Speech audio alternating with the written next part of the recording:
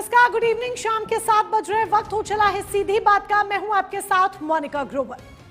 अखिलेश यादव ने social media पर केदारेश्वर मंदिर, जो कि उनके गृह जनपद इटावा में बन रहा है, उसको लेकर एक पोस्ट किया। प्रभु श्री राम की तस्वीर साझा की। बस फिर क्या था, उत्तर प्रदेश की राजनीति गर्मा गई। डिप्टी सीएम केशव प्रसाद मौर्य ने तुरंत पलटवार करते हुए कहा कि सपा डर गई है। अवसरवादी राजनीति इसे करार दिया। एक लंबा चौड़ा पोस्ट केशव प्रसाद मौर्य ने किया।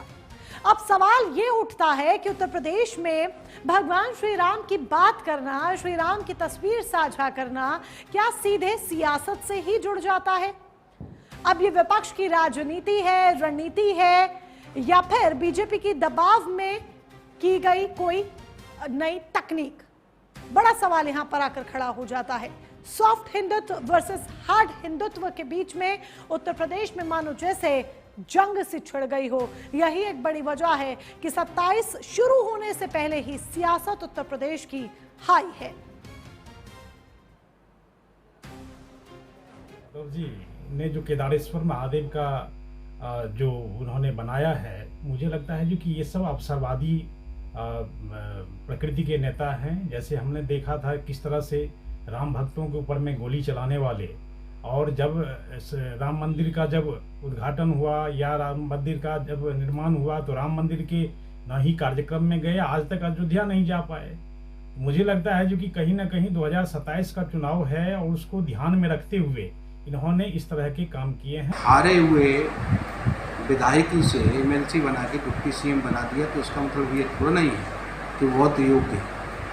अगर उन्होंने कहा है हमारे राष्ट्रीय अध्यक्ष अखिलेश यादव जी के लिए कि अवसरवादी हैं भगवान श्री राम, तो किसी को कोई भापौती थोड़ा नहीं। भगवान श्री राम सबके हैं। शायद केशव जी भूल गए हैं। मैं आप ही से पूछना चाहता हूँ, जब नेताजी मुख्यमंत्री थे उस समय प्रमुख सचिव नृपेंद्र मिश्रा जी थे, और वही जिन्होंने गोली, और नृपेंद्र मिश्रा ने ऑन कैमरा उन्होंने ये स्वीकार किया था कि ये गोली नेताजी ने नहीं हमने चलवाई थी।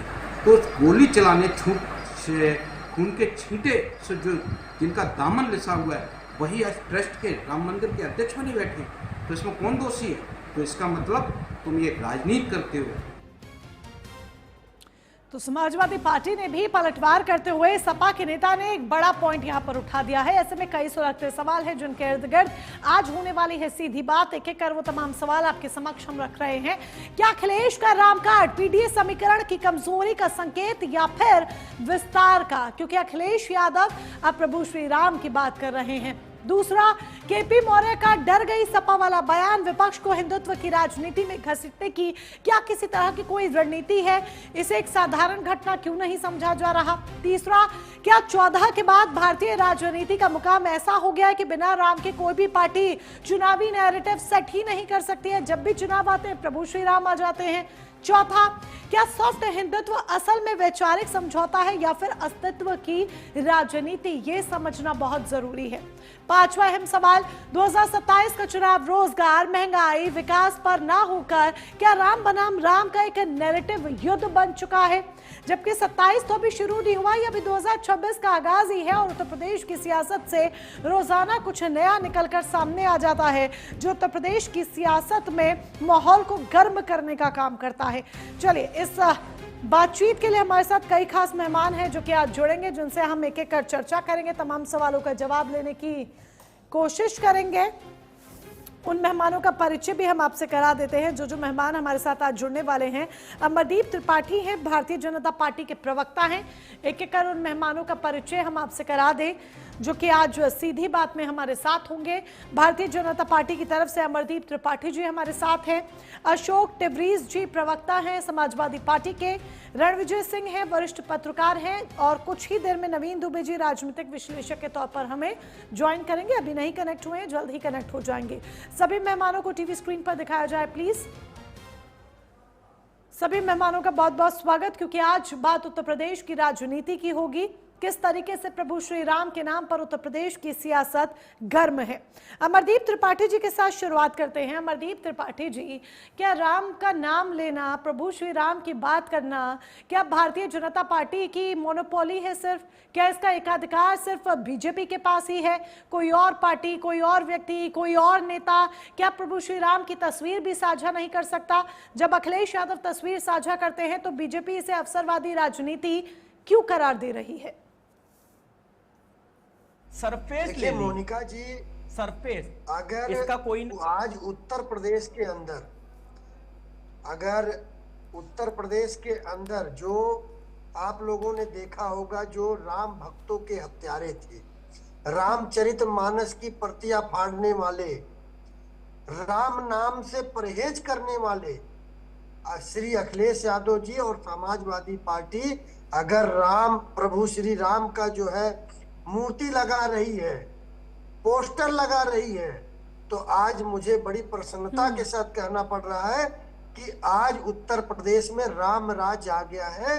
चाहे डर के वजह से ही, चाहे राजनीति के कारण के वजह से ही, लेकिन राम भक्तों के हत्यारे और रामचरितमानस की प्रतियां फाड़ने वाले, कब्रिस्तान की बाउंड्री बनाने वाले और राम नाम से परहेज करने वाले आज डर के वजह से ही अगर राम का नाम ले रहे हैं, तो ये भारतीय जनता पार्टी की बहुत बड़ी जीत है कि आज श्री अखिलेश यादव जी डर के वजह से, अब आप इसे जीत करार दे रहे हैं, ठीक है अमरदीप त्रिपाठी जी, आप इसे जीत करार दे रहे हैं कि ये बीजेपी की ही जीत है कि चाहे डर की वजह से, चाहे राजनीति की वजह से अखिलेश यादव प्रभु श्री राम की बात कर रहे हैं, मंदिर की बात कर रहे हैं, तस्वीर राम जी की साझा कर रहे हैं।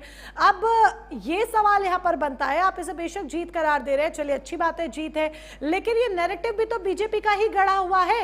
ये नैरेटिव प्रभु श्री राम की राजनीति का भी तो बीजेपी की तरफ से ही सेट किया हुआ है, जिस राह पर विपक्ष को आना पड़ा, ये भी तो कहा जा सकता है ना।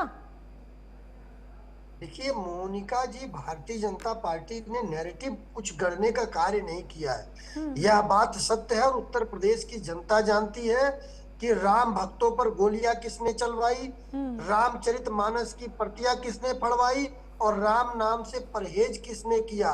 मस्जिद में जाएंगे, वहां पर जो है और सारी चीजें करेंगे, कब्रिस्तान की बाउंड्री करवाएंगे, फतिहा पढ़ने का कार्य करेंगे, लेकिन राम मंदिर पर नहीं जाएंगे।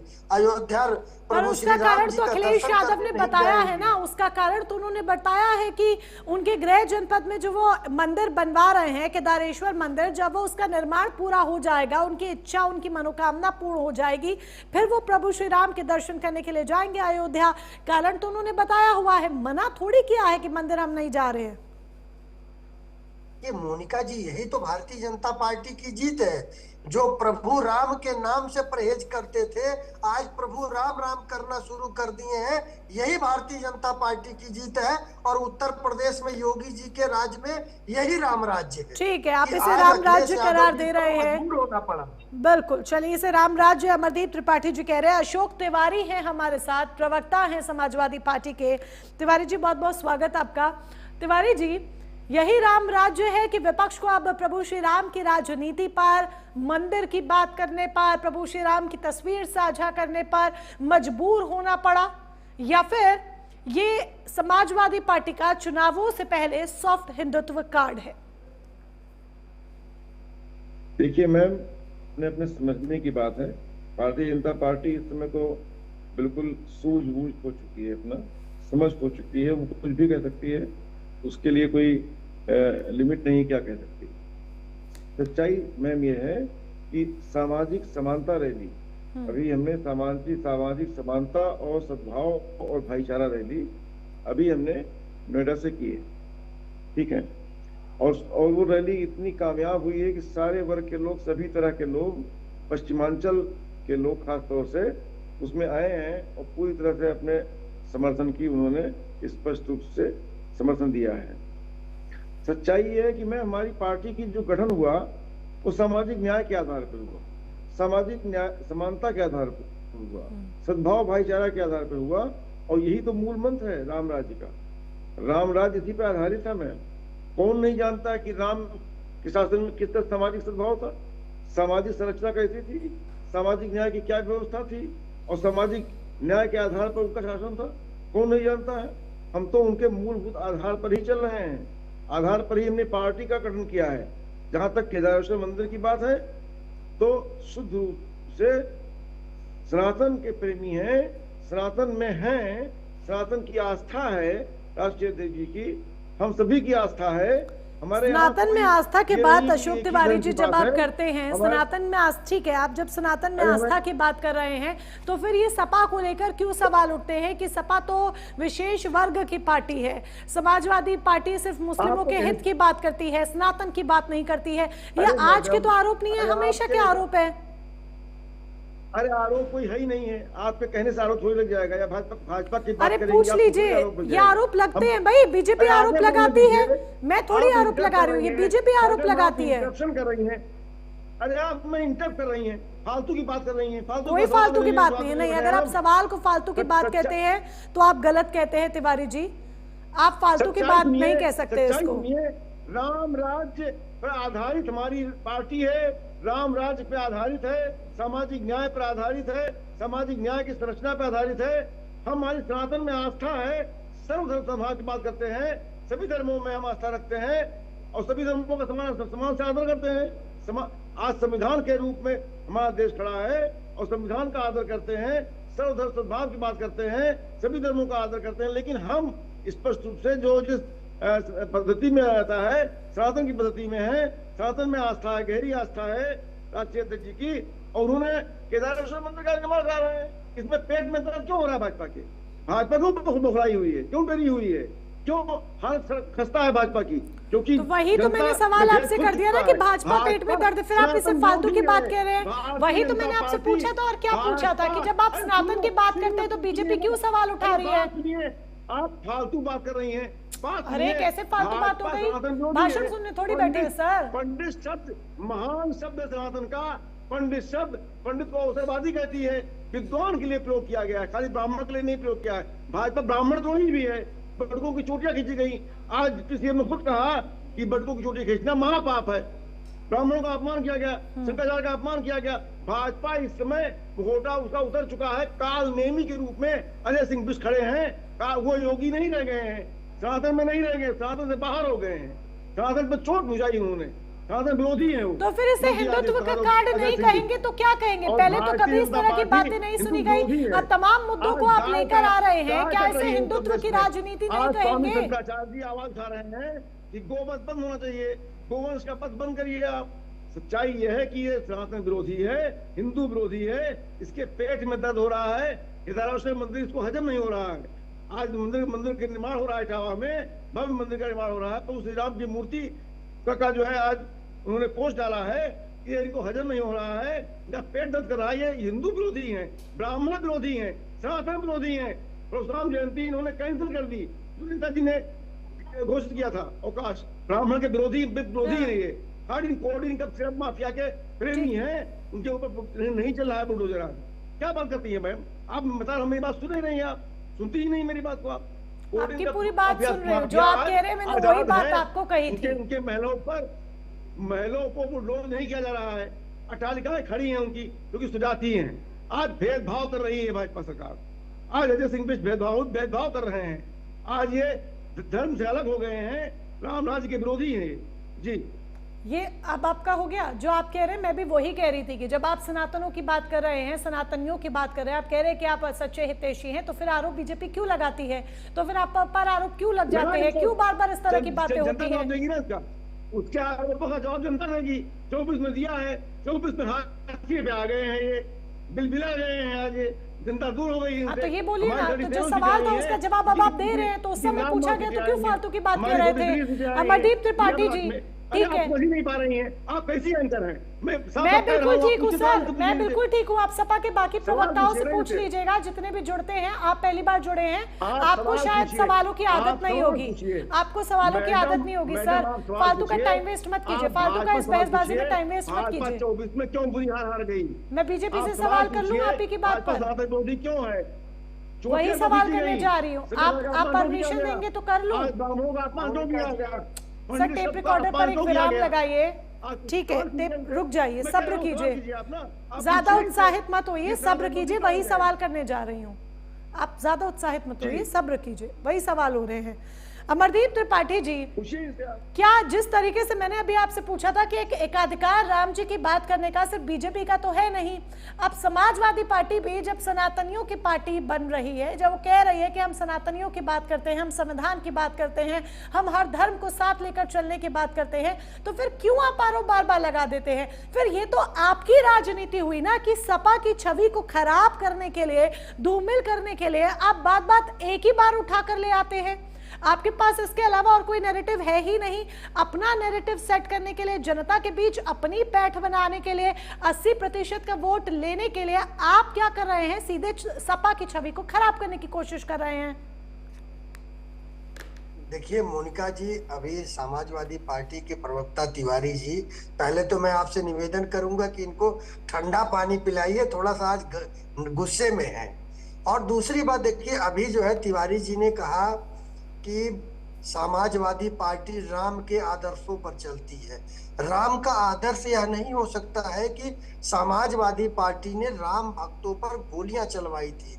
समाजवादी पार्टी के श्री अखिलेश यादव जी के नेतृत्व में अमरदीप त्रिपाठी जी सुनिए, अमरदीप त्रिपाठी जी सुनिए, शायद अशोक तिवारी जी क्योंकि इस बात का जवाब दे नहीं पा रहे। जब आपने पहले बोला था तो हर प्रवक्ता की अपनी या तो क्षमता होती है, क्योंकि मैं ही जवाब दे देती हूँ। अभी हम जब बाइट भी सुना रहे थे, बयान सुना रहे थे आप लोगों को जोड़ने से पहले, तो उसमें जो समाजवादी पार्टी के नेता थे उन्होंने यही बयान दिया था और अखिलेश यादव ने भी संसद में इस बात को उठाया था। वो बाइट मैंने उनका बयान संसद का अखिलेश यादव का मैंने भी सुना था कि नृपेंद्र मिश्रा ने खुद आगे आकर कहा था कि राम भक्तों पर हमने गोलियां चलाई।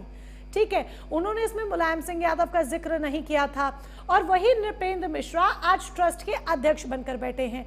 क्या बीजेपी के पास इसका जवाब है? सुन लीजिए मोनिका जी, सुन लीजिए, उस समय तत्कालीन जो है स्वर्गीय श्री मुलायम सिंह जी को नेतृत्व में उत्तर प्रदेश चल रहा था और मुलायम सिंह जी का नैतिक जिम्मेदारी था, अगर राम भक्तों पर गोलियां चली तो सीधे सीधे उनके ऊपर में जो है लांछन लगे और उनके अधिकार क्षेत्र में था, उनके निर्देश पर गोली चलाई गई। अगर किसी सचिव का नाम लिया जाता, प्रमुख सचिव को, उसको कैटेगरी में खड़ा किया जाता आईपीएस अधिकारी को, तो निश्चित रूप से जब तक मुख्यमंत्री का आदेश नहीं होता है तब तक चाहे वो प्रमुख सचिव हो, चाहे कोई जिले का जो है कप्तान हो या डीएम हो, कोई कार्य नहीं करते हैं। और इतना बड़ा राम भक्तों पर गोलियां चलवाई गई। अभी आप लोगों ने देखा। ठीक है, काउंटर है अशोक तिवारी जी, आपके पास काउंटर है या नहीं है, या फिर सिर्फ एंकर को ही उलट पुलट बोलकर समय व्यतीत करने की आदत है? देखिए मैम, आपने जवाब दिया, अच्छा जवाब दिया आपने। मैं ये नहीं कहता हूँ कि आपने जवाब नहीं दिया और मैं आप पर आरोप नहीं लगा रहा हूँ। मैं जो भी बातें कह रहा हूँ, आज मैं, अगर आप मेरी बात सुनेंगी, गंभीरता सुनेंगी, तो आपको समझ मैं क्यों नाराज हुआ था।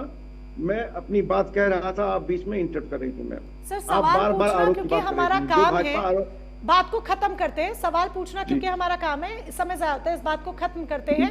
आप अमरदीप त्रिपाठी को काउंटर करना चाह रहे हैं क्योंकि वो सीधे कह रहे हैं कि जिम्मा मुलायम सिंह यादव का ही था। मैं स्पष्ट बताना चाहता हूँ, देखिए नृपेंद्र मिश्रा जी ने जो आदेश दिए थे वो कोर्ट के अनुसार आदेश दिए थे। नृपेंद्र मिश्रा जी भी एक दायरे में थे, कोर्ट की आज्ञा का अनुपालन किया था उन्होंने, लेकिन आज्ञा का अनुपालन नृपेंद्र मिश्रा ने ही किया था। उनकी जिम्मेदारी थी स्थिति को संभालने की और उसमें आदेश नृपेंद्र मिश्रा ने गोली चलाने के दिए थे। सच्चाई ये है, कोई मुलायम सिंह जी ने नहीं दिए थे आदेश, ये बात हकीकत है, सर्वविदित है, सब लोग जानते हैं। आज ये क्या कर रहे हैं, मिश्रा जी को ही आगे कर दिया है, मंदिर निर्माण का पूरा आदेश बना दिया है उनको, सब लोग जानते हैं। मैं कहना चाहता हूं, वर्तमान समय में पंडित शब्द का पूछ लीजिए इनसे, अवसरवादी बनाया गया उसको। पंडित शब्द विद्वान के लिए कहा जाता है, संत रविदास जैसे लोगों के लिए कहा जाता है। इसमें सीमाएं नहीं है, ब्राह्मण के लिए खाली नहीं है। इस आम तरीके से सनातन धर्म का एक महान शब्द है, इसको अपमानित किया इन्होंने, चुटिया पर खींची इन्होंने। आज पाठक जी को आगे कहना पड़ा कि महापाप किया है, शंकराचार्य जी का अपमान किया इन्होंने, परशुराम जयंती कैंसिल की इन्होंने, कितनी बातें बताएं आपको, ब्राह्मणों की तमाम हत्याएं हुई। ठीक है अशोक तिवारी जी बिल्कुल समझे आपकी बात। इसी बात को मैं नवीन दुबे जी के साथ कंटिन्यू करना चाहूंगी। सनातन विरोधी है, किस मुंह से राम की बात करते हैं अशोक तिवारी जी? ठीक है समझे। जो बातें अशोक तिवारी ने कही हैं, अमरदीप त्रिपाठी जी ने कही हैं, नवीन दुबे जी आपके पास आते हुए सारी बातों का आंकलन करते हुए आपको नहीं लगता कि उत्तर प्रदेश की जो राजनीति है वो सिर्फ हिंदुत्व के ही इर्द गिर्द गूंज रही है, इसी के इर्द गिर्द घूम रही है कि कौन असली हिंदुओं का हितैषी है या सॉफ्ट हिंदू, हार्ड हिंदू, ये तमाम चीजों के ही इर्द गिर्द घूमते हुए उत्तर प्रदेश की राजनीति इस वक्त नजर आ रही है? देखिए, दो तीन चीजें हैं। अच्छा होता कि केशव प्रसाद मौर्य जी, माननीय मुख्यमंत्री जी, उनकी सरकार के अन्य मंत्रीगण बताते कि उत्तर प्रदेश में विकास की परिभाषा ये होती है, इतने बेरोजगारों को रोजगार दिया गया है, इतने जिलों में उद्योग स्थापित किए गए हैं, ये उद्योग नए स्थापित हुए हैं। जब हम लोग कहीं भी मुड़ के देखें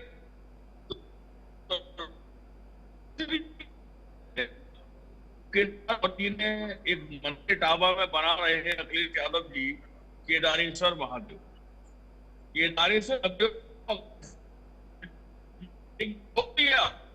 नवीन दुबे जी, बहुत माफी के साथ मैं आपको रोक रही हूँ। नवीन दुबे जी, बहुत माफी के साथ आपको रोक रही हूँ। आपकी ऑडियो में किसी तरह की कोई गड़बड़ी है जिसकी वजह से आप जो कह रहे हैं वो बिल्कुल भी समझ में नहीं आ पा रहा है। हम ऑडियो को दुरुस्त कराते हैं और फिर आपके पास आते हैं। रणविजय सिंह के पास जाते हुए, रणविजय सिंह जी, 27 से पहले जो राजनीति उत्तर प्रदेश में हो रही है, या ये कहिए कि जो तमाम एक के बाद एक घटनाक्रम हो रहे हैं, जिस तरह की बयानबाजी हो रही है, आपको नहीं लगता कि सिर्फ हिंदुत्व के इर्द गिर्द ये राजनीति हो रही है? राम बनाम राम का नैरेटिव सेट करने की कोशिश हो रही है और कौन सनातनियों का सच्चा हितैषी है ये साबित करने की कोशिश हो रही है।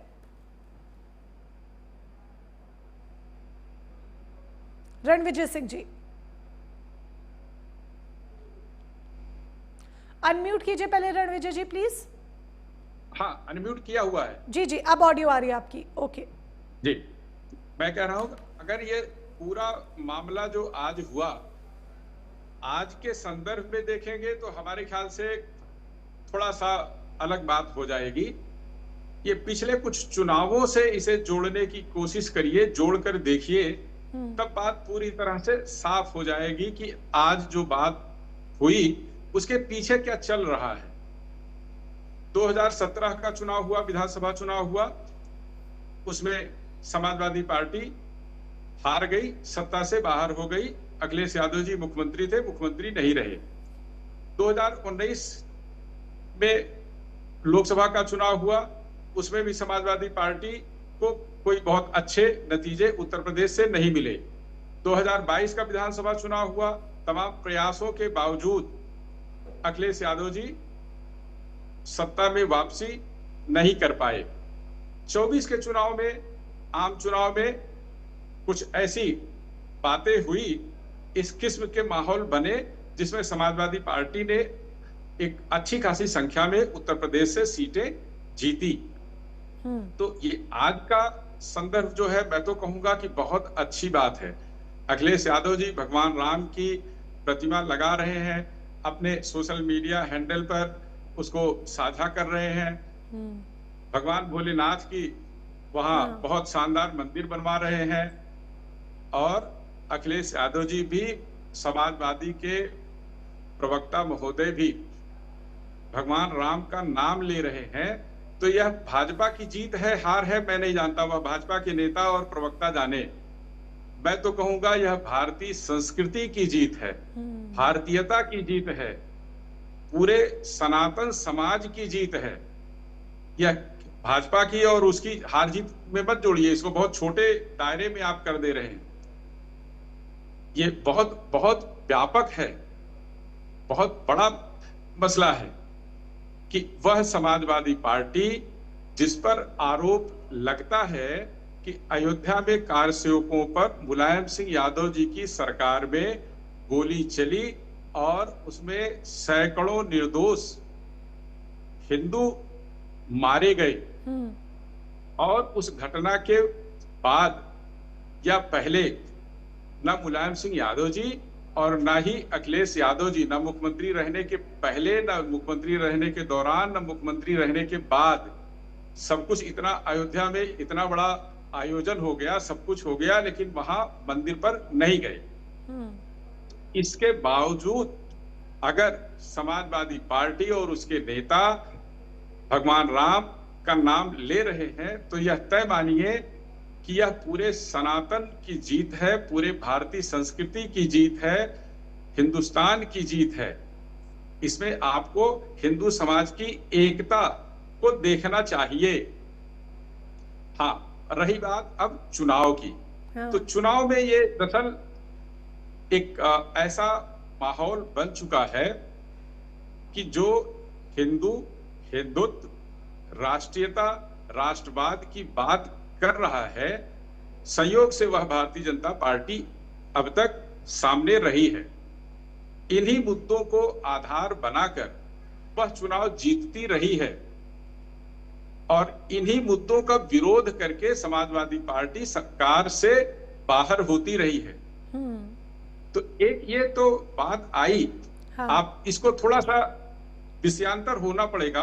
आप पश्चिम बंगाल में देखिए, जब लगातार उनको ममता बनर्जी जी को अच्छी टक्कर मिलने लगी, तब उन्होंने हिंदू पुजारियों, जो मंदिर के पुजारी हैं, उनको भी मानदेय देने की घोषणा कर दी।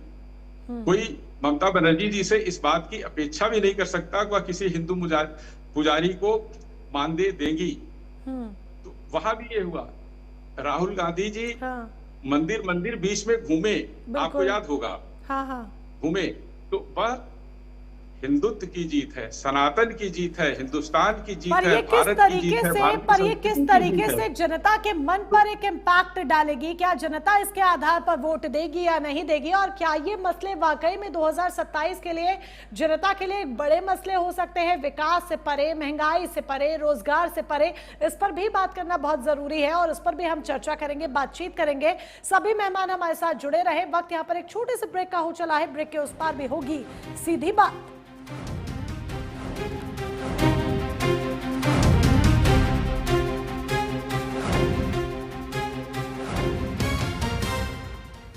तो ब्रेक के बाद आप सभी का एक बार फिर से बहुत बहुत स्वागत है। आज सीधी बात में हम बात कर रहे हैं उत्तर प्रदेश की सियासत की, जिसमें सिर्फ राम नाम की गूंज इस वक्त सुनाई दे रही है। कई खास मेहमान हमारे साथ हैं। बीजेपी की तरफ से अमरदीप त्रिपाठी हैं, सपा की तरफ से अशोक तिवारी हैं, रणविजय सिंह वरिष्ठ पत्रकार के तौर पर है, नवीन दुबे जी राजनीतिक विश्लेषक के तौर पर हमारे साथ हैं।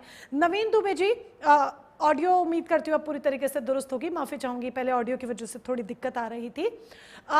जो ये बातें आप सुन रहे हैं और जो माहौल उत्तर प्रदेश में आप देख रहे हैं, क्या ये जो सॉफ्ट हिंदुत्व कार्ड है जो हर पार्टी इस्तेमाल करती हुई दिख रही है, हालांकि इस पर पार्टियां भड़क भी जाएंगी, कहेंगी नहीं हम तो नहीं कर रहे, लेकिन ये दिखता है, तो क्या आपको ये उत्तर प्रदेश में एक सस्टेनेबल मॉडल नजर आ रहा है या फिर ये चुनावों से पहले की सिर्फ एक रणनीति है जिसके नाम पर राजनीति हो रही है? मोनिका जी, देखिए, भारतीय जनता पार्टी की राजनीति की धुरी केवल और केवल धर्म है। इसके इतर वो कभी भी डेवलपमेंट पर आपको बात करती नहीं दिखेगी, डेवलपमेंट के विकास की बातें नहीं करेगी, रोजगार की बातें नहीं करेगी, उसके आंकड़े गिराने से बचती है भाजपा। उसका सीधा चरित्र है कि उसको चाहिए कि वो लाशों पर राजनीति करेंगे। इनसे ये पूछना चाहता हूं कि जो कोठारी बंधु उस घटना के दौरान बाबरी विवादित ढांचा जब विध्वंस हुआ था, मारे गए थे, क्या उनके परिवार का कोई आदमी उस ट्रस्ट में है? उनके वृद्ध माता पिता को ट्रस्ट में आपने लिया, पूरी तरीके से उस ट्रस्ट को आपने राजनीतिक बनाया और भारतीय जनता पार्टी का अनुवांशिक संगठन विश्व हिंदू परिषद ने कब्जा किया उसके ऊपर। क्या ये लोकतांत्रिक व्यवस्था है? या क्या ये सनातन इस तरीके की विचारधारा रखता है? क्या हिंदुत्व इस तरीके की विचारधारा रखता है? नहीं, लेकिन इनको करना था। अब दूसरी चीज आती है केदारेश्वर मंदिर जो अखिलेश यादव इटावा में बनवा रहे हैं।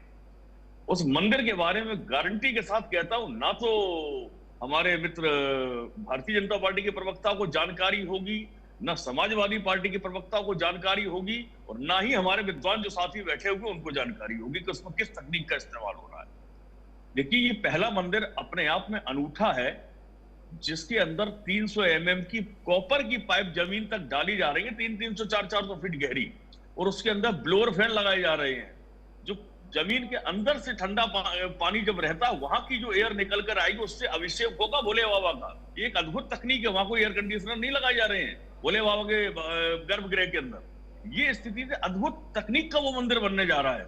लेकिन दुर्भाग्य की बात है कि भारतीय जनता पार्टी इस विषय पर बात नहीं करेगी। न उसको मुद्दे को लाएगी कि इतना सुंदर और भव्य मंदिर भगवान भोले बाबा का बन रहा है, और भगवान राम ने और भगवान भोले बाबा ने हमेशा एक दूसरे को अपना आदर्श माना, अपना प्रभु माना है। भगवान राम कहते हैं कि भोलेनाथ हमारे प्रभु हैं, और भगवान भोले बाबा कहते हैं भगवान राम हमारे प्रभु हैं। इस रामचरितमानस में इसका वर्णन है। लेकिन अब जब दूसरी तरफ आप सिक्के का दूसरा पहलू देखेंगे, धर्म के पहलू पे तो आपने उत्तर प्रदेश में राज कर लिया, देश में राज कर लिया, लेकिन देश की जनता को क्या मिला? देश की जनता ने इसके लिए वोट तो नहीं दिया था। देश की जनता ने तो इसलिए वोट दिया, जब प्रधानमंत्री जी बोलते थे कि प्रधानमंत्री की उम्र से ज्यादा डॉलर की कीमत हो गई है। अब क्या कहेंगे? महंगाई पर बोला करते थे, अब क्यों नहीं बोल रहे हैं महंगाई के ऊपर? क्यों नहीं बोल रहे हैं पेट्रोल और डीजल के दामों के ऊपर? सवाल इस बात का है कि जो बच्चा सन 2000 में पैदा हुआ था, वो वयस्क होते होते 2017 में आया, उसने देश के अंदर प्रधानमंत्री जी का शासन देखा, उत्तर प्रदेश में योगी जी का देखा, जब वो समझदार हुआ। उसके बाद तो उसने जो देखा ही नहीं। लेकिन उसने जब वो 26 साल का आज हो गया है, वो तो ये देख रहा है कि मेरे जीवन में अंधकार के अलावा उत्तर प्रदेश में कुछ है ही नहीं। और देश के अंदर भी स्थिति कमोबेश यही है कि आपने ना तो उद्योग लगाए, ना रोजगार का सृजन किया, ना कुछ और किया। केवल आपने एक काम किया, आपने नफरतें क्रॉप अप करने का काम किया। अब मैं एक चीज कहूंगा, हमारे मित्र रणविजय जी बैठे हैं, वो जरा बताएं कि यूजीसी क्या दलित समाज ने मांगा था? पिछड़ों ने मांगा था? छात्रों ने मांगा था? किसने मांगा था भाई? क्यों लेकर आए? अब केवल भारतीय जनता पार्टी की राजनीति का ये फलसफा है कि वो समाज को बांटकर अपना हित सिद्ध करती है, और यही उसका चरित्र है। मैं बहुत जिम्मेदारी के साथ कहूंगा। सुन लीजिए, मेरी बात पूरी हो जाती है, बीच में मत बोलिए। आप अपनी बात बोलिए, मैं बोल लूंगा, फिर बोलिए। दूसरी चीज आती है, SC ST एक्ट माननीय सुप्रीम कोर्ट ने खत्म किया, आप जबरन पलट कर ले आए और अनाप शनाप बेटों के प्रावधानों के साथ लेकर आए। क्या जरूरत थी भाई? क्या दलितों ने मांगा था इस तरीके का प्रावधान? लेकिन केवल इसलिए कि समाजवादी पार्टी आज की तारीख में जिस तरीके से PDA का कार्ड लेकर चली लोकसभा 2024 के चुनाव में, और भारतीय जनता पार्टी का ये नैरेटिव जो हिंदू मुसलमान ये सब औंधे मुंह गिरा, धराशायी हो गया। भारतीय जनता पार्टी जो 80 के 80 जीतने की केशव प्रसाद मौर्य दावे करते थे, 33 पर सिमट कर रह गई। तब इनको चिंता हुई कि अब क्या होगा। तब इन्होंने कहा कि दलित, अब इसकी स्थिति उलट हो गई है। अब ये हो गई कि जो वर्ग जिस भाजपा को सवर्णों की पार्टी कहा जाता था, वो सवर्ण नाराज हो गया। तो इनकी स्थिति ये हो गई है, इनकी स्थिति हो गई कि उस पानी की टंकी की तरह हो गई है जिसकी 4-5 जगह छेद हो चुके हैं। अभी ऊपर से एक टोटी से भर रहे तो 4 जगह से लीक कर रहा है। संभाले नहीं समझ रहा भारतीय जनता पार्टी। मैं तो एक बात बड़ी जिम्मेदारी से कहता हूं कि भारतीय जनता पार्टी ये बता दे कि उत्तर प्रदेश के अंदर योगी जी की सरकार को 9 साल हो चुके हैं, आपने कितने जिलों में कौन कौन से उद्योग लगा दिए, और जो पुराने उद्योग केंद्रों की जमीनें थी उन पर आज की डेट में कौन काबिज है, और क्या उन पर उद्योग लगे नहीं लगे हैं। ये प्रश्न जो मूलभूत प्रश्न है। अब आप ODOP की बात कर लीजिए, 1 डिस्ट्रिक्ट 1 प्रोडक्ट, कौन से जिले में कारगर है उत्तर प्रदेश में? क्या कानपुर में कारगर है? क्या भदोही में कारगर है? क्या बनारस में कारगर है? क्या मुरादाबाद में कारगर है? क्या फिरोजाबाद में कारगर है? क्या आगरा में कारगर है? कहीं नहीं है।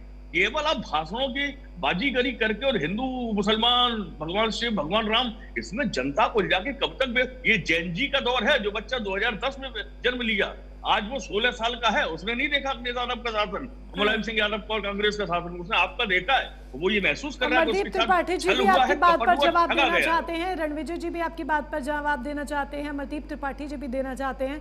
बारी बारी दोनों से टेक ले लेते हैं। पहले रणविजय जी शॉर्ट में आप बोलिए, फिर अमरदीप त्रिपाठी जी से भी टेक लिया जाएगा उनका। नवीन जी कुछ सवाल पूछ रहे थे, उनका प्रश्न क्या था ये सुनने में आया नहीं, तो मैं चाहता हूं एक बार जरा सवाल दोहरा दें। क्या वो मुझसे जानना चाह रहे थे, सुनना क्या चाह रहे थे? हम ये जानना चाह रहे थे आदरणीय कि आप ये बता दीजिए, उत्तर प्रदेश में विकास कागजों वाला नहीं, हकीकत में किस जिले का हुआ, और ODOP किस जिले में कारगर हुआ है? इसके अलावा UGC एक्ट क्या किसने मांगा था, क्यों लाई थी भाजपा? बीच में बोलेंगे तो नहीं ना? नहीं, हमारी आदत नहीं है आपकी तरह। पूरी बात सुन लेंगे ना? तो एक सबसे पहले तो जो चश्मा आपने लगा रखा हो, उस चश्मे का थोड़ा सा नंबर बदल लीजिए। किसी भी जिले में जाइए, मैं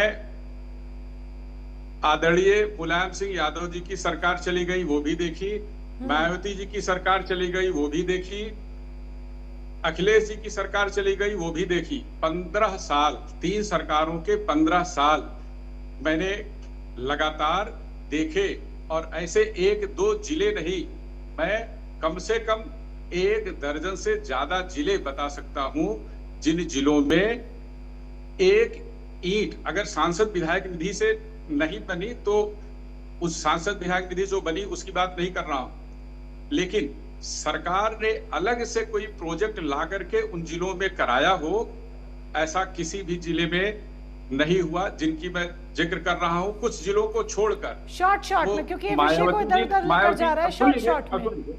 मायावती जी ने भी, अखिलेश जी ने भी, लखनऊ में सबने ध्यान दिया, लखनऊ में सबका काम हुआ। फिर मायावती जी ने नोएडा, ग्रेटर नोएडा, गौतम बुद्ध नगर को फोकस किया और अखिलेश जी ने इटावा को, या फिर उन जिलों या विधानसभाओं में काम हुए जिन जिलों में ताकतवर पार्टी के नेता और उन सरकारों में ताकतवर थे, उन जिलों या विधानसभाओं में हुए। कहीं पूरी तरह से वो नहीं हुआ। आज की तारीख में आप बताइए मोनिका जी, मैं आपको संबोधित कर रहा हूं, हाँ जी, साथी की तरफ इसलिए नहीं जा रहा हूं क्योंकि वो विवाद की स्थिति तमाम बार बन जाती है। उत्तर प्रदेश में कितने मेडिकल कॉलेज बन गए, उन मेडिकल कॉलेजों में लोगों को नौकरियां मिल रही होगी या नहीं मिल रही होगी। उत्तर प्रदेश में जितने लोग ये रोजगार और बेरोजगारी की बात कहते, मैं कहता हूं कि मायावती जी की सरकार और अखिलेश जी की सरकार, दोनों सरकारों में कुल जितनी नौकरियां मिली हो उनकी गणना कर ले, और उसमें साथ में जो मुलायम सिंह यादव जी की सरकार थी उसकी गणना भी कर ले, कुल तीनों सरकारों 15 साल की, और योगी आदित्यनाथ जी की सरकार जो 9 साल पूरे हो गए, इनकी भी गणना कर ले। स्थिति अपने आप साफ हो जाएगी। या केवल कह देने मात्र से कि किसी को रोजगार नहीं मिला साफ नहीं होता।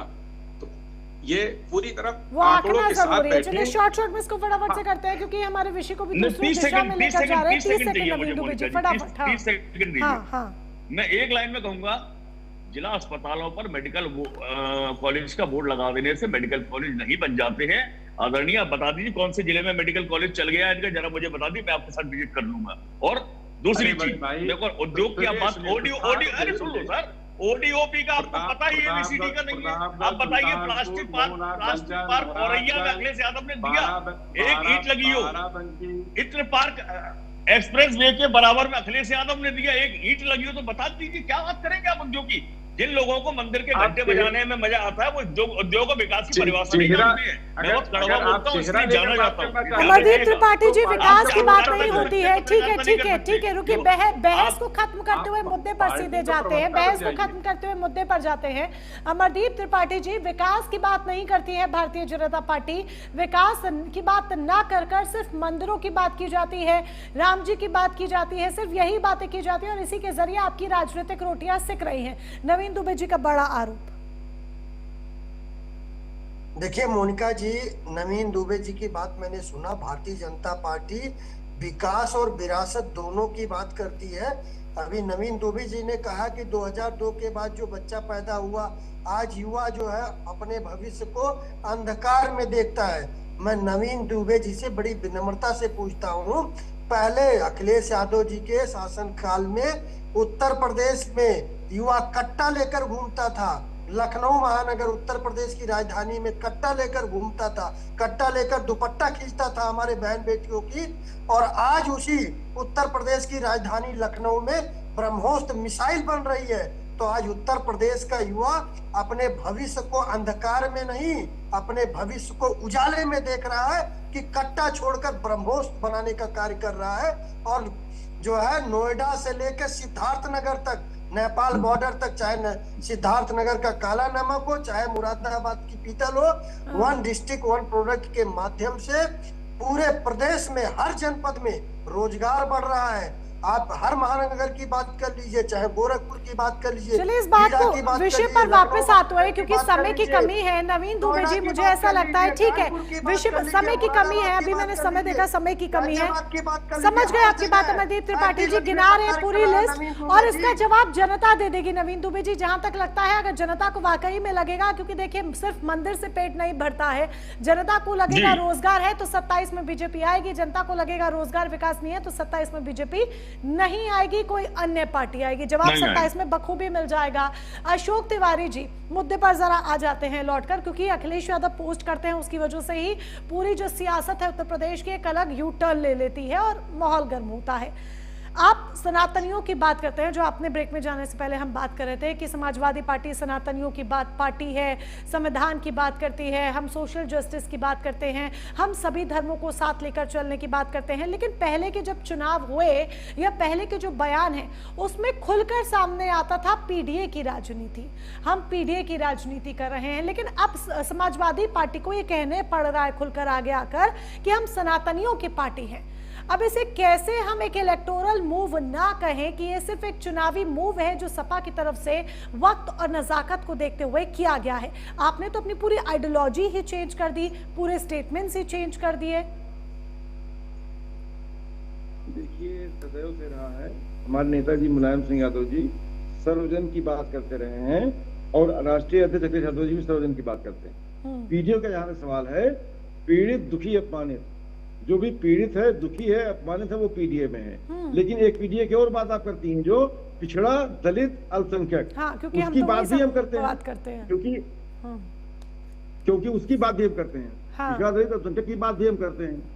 ठीक है, तो हाँ, मेरे कहने का अर्थ यह है कि जो है, जो पिछड़ा है, दलित है, अल्पसंख्यक है, दलितों की लड़ाई कौन लड़ रहा है आज 2024 में? जिस तरह दलित हमारे साथ आया है, क्यों आया है, किस लिए आया है? अब आरक्षण के लिए आया है। ये कहते हैं कि काठ की हाड़ी नहीं चढ़ती। अरे काठ की हाड़ी की बात करते हो, आरक्षण तो आज भी नहीं दे रहे हो, आरक्षण गायब कर दिया तुमने, आरक्षण पटल से गायब है। आज सरकारी नौकरियां ही जब गायब हैं, जब सरकारी नौकरी ही नहीं मिलेगी, परीक्षाएं लीक कराई जाएंगी, प्राइवेटाइजेशन कर दिया जाएगा, नौकरियों को निकाला ही नहीं जाएगा, तो उसको दलित को आरक्षण कहाँ मिलेगा? सरकारी नौकरियों में ही आरक्षण मिलता है मैम, प्राइवेट नौकरियों में आरक्षण नहीं मिलता है। आरक्षण को आपने गला दिया है, आज पिछड़ों का आरक्षण गला दिया है। भर्ती घोटाला किया आपने, शिक्षक भर्ती घोटाला हुआ, उसमें गला दिया। आज वो कमर कस के तैयार है अपने आरक्षण का हक पाने के लिए। किसान को यूरिया तक नहीं मिली, आज कालाबाजारी गैस की हो रही है। मैं मानता हूं कि गैस आप नहीं दे पा रहे हैं, योजनाएं आपकी सही नहीं थी, और उस तरह से आपने गैस का दाम भी बढ़ा दिया, कमर्शियल गैस का।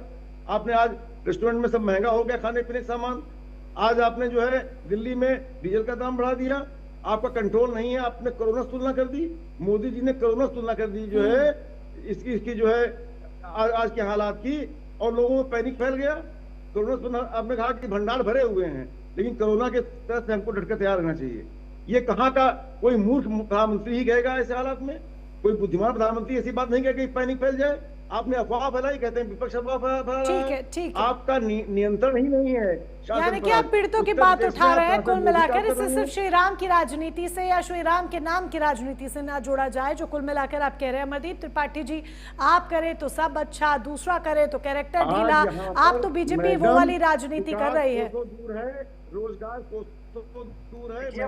मोनिका जी, बीजेपी तो हमेशा सनातन की बात करती है, सनातन के उत्थान की बात करती है, और सनातन के साथ साथ उत्तर प्रदेश और ये तो अच्छी बात है ना फिर अमरदीप त्रिपाठी जी। सपा भी अब उसी लय में आ गई है, तो फिर केशव प्रसाद मौर्य का ट्वीट क्या कहता है?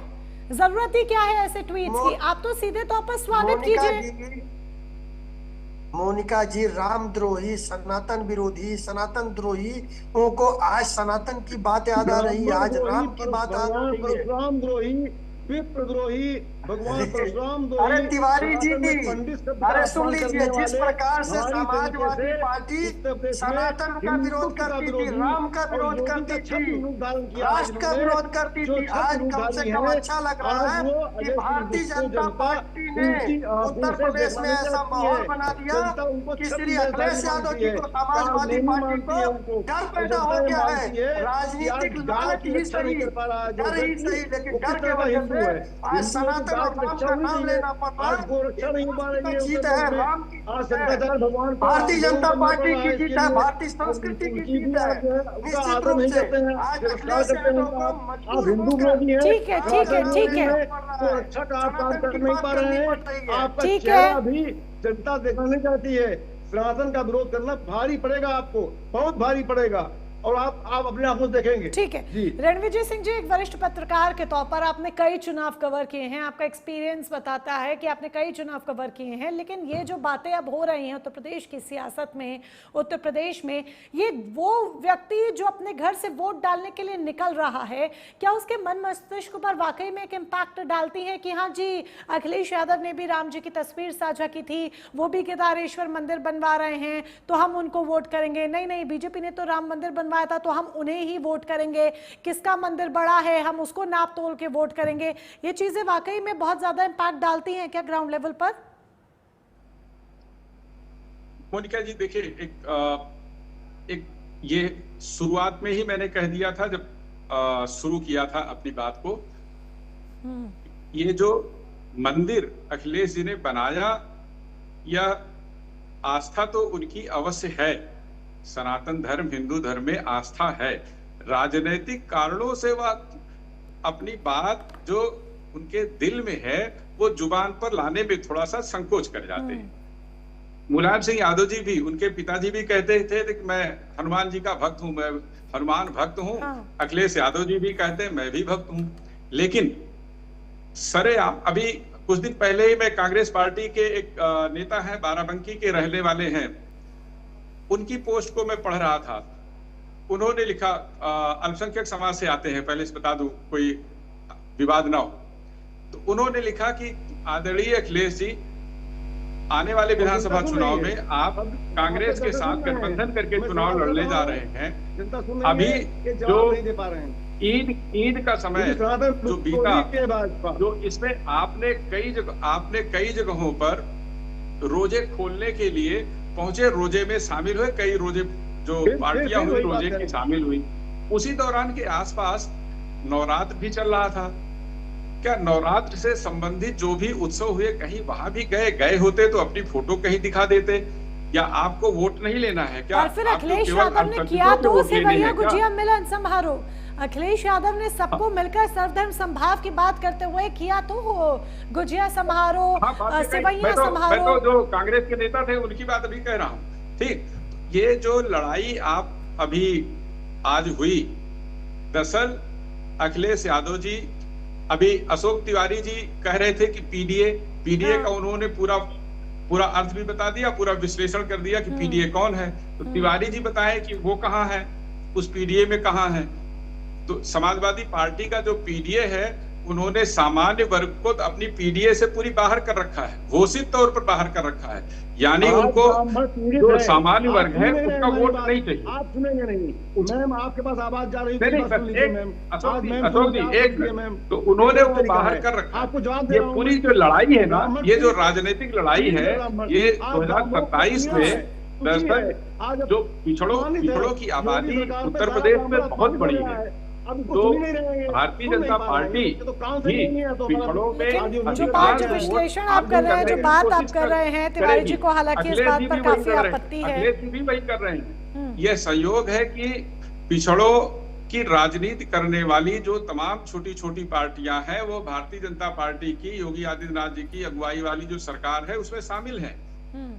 उन जातियों के वोट अखिलेश यादव जी की पीडीए में कितने शामिल हो पाएंगे? फटाफट से ले लेते हैं जब आप ये बात कर रहे हैं। अशोक तिवारी जी सिर्फ 40 seconds. Okay, 40 seconds closing statement, फिर क्लोजिंग स्टेटमेंट नवीन दुबे जी से लेंगे। 40 सेकंड्स फटाफट से। देखिए मैम, मेरा सवाल आपसे है क्योंकि कोई भी पंडित जवाब नहीं दे रहा है हमारी बात का, कोई संज्ञान नहीं ले रहा है। आज पंडित शब्द अवसरवादी क्यों हो गया? आज परशुराम जयंती कैंसिल क्यों कर दी गई? आज पटकों की चोटियां क्यों खींची गई? शंकराचार्य का अपमान क्यों हुआ? गोवंश की इच्छा क्यों नहीं की जा रही है? सनातन विरोधी कार्य क्यों हो रहे हैं? भाजपा सरकार में आरक्षण का हक क्यों नहीं मिल रहा है? किसानों पर अत्याचार क्यों हो रहा है? आज गैस क्यों नहीं मिल रही है? आज अफरा तफरी क्यों मची हुई है? सवाल, इन तमाम सवालों का जवाब सिर्फ सरकार के पास है और उसके अलावा इन सवालों का जवाब सरकार के अलावा कोई और नहीं दे सकता। नहीं, ये सरकार के जो पिट्ठू बैठे हैं, सरकार का पिट्ठू पत्रकार बैठे हैं, इनसे पूछ रहा हूँ, जवाब दें इस बात का। ये पिट्ठू है सरकार के, आज ये साधुवार्ता कर रहे हैं, जवाब नहीं चाहता हूं। अशोक जी कैसी बात करते हैं? आपको शर्म आनी चाहिए इस किस्म की भाषा का इस्तेमाल करते हुए। आप एक राष्ट्रीय चैनल पर बैठ आपके पास है करके नहीं इस सर, किस्म आपके की पास भाषा का इस्तेमाल कर रहे हैं। आपको अशोक जी प्लीज भाषा प्लीज को कृपया नियंत्रित कृपया करना शब्दों का चाहिए। इस्तेमाल सही तरीके अभी से अगर आप- करें, शब्दों का इस्तेमाल सही में अगर तरीके से आपको करें। जवाब चलिए देने इस बहस लगेंगे को ना, आज यहीं तो विराम आप भाग देते खड़े हुए होंगे। इस बहस को आज यहीं विराम देते हुए आप सभी खास मेहमान हमारे साथ जुड़े उसके लिए बहुत बहुत शुक्रिया आपका। और ये जनता को तय करना है कि प्रभु श्री राम का नाम उत्तर प्रदेश के लिए उत्तर